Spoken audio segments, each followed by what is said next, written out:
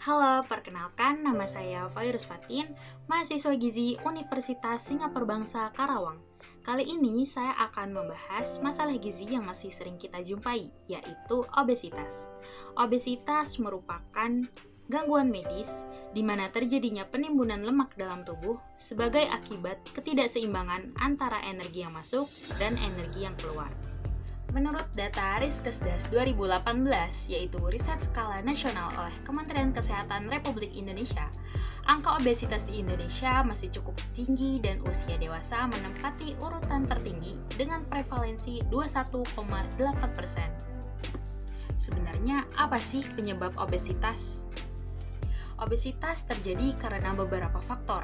Beberapa di antaranya yaitu faktor genetik, yaitu apabila seseorang mengalami obesitas, maka ada peluang terjadinya obesitas pada keturunannya sebesar 40 hingga 80%. Selanjutnya ada faktor psikis.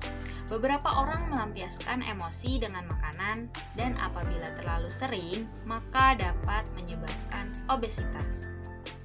Lalu ada faktor gaya hidup seperti pola makan, jenis makanan, kuantitas mengkonsumsi makanan, serta kurangnya aktivitas fisik. Ada literatur atau artikel ilmiah lain menyebutkan bahwa obat-obatan dapat menjadi salah satu faktor penyebab obesitas. Namun, perlu diingat bahwa obesitas tidak hanya disebabkan oleh satu atau dua faktor saja. Bukan berarti konsumsi makanan berlemak langsung menjadi obesitas. Namun, kita lihat terlebih dahulu apakah ia beraktivitas fisik, apakah ia mengkonsumsi lemaknya berlebihan. Nah, jadi memang penyebab obesitas ini sangatlah kompleks ya. Lalu, ciri-ciri obesitas itu apa saja? Klasifikasi obesitas pada dewasa menurut WHO. Indeks massa tubuh obesitas adalah lebih dari sama dengan 25 kg per meter kuadrat. Indeks massa tubuh dapat dihitung dengan rumus sebagai berikut. Lalu selanjutnya, kita juga dapat melihat dari lingkar perut. Hasil pengukuran lingkar perut ini apabila melebihi batas aman, yaitu batas aman seorang wanita adalah 80 cm, sedangkan batas aman pria adalah 90 cm. Dan apabila melebihi batas aman tersebut, maka dapat dikatakan obesitas sentral.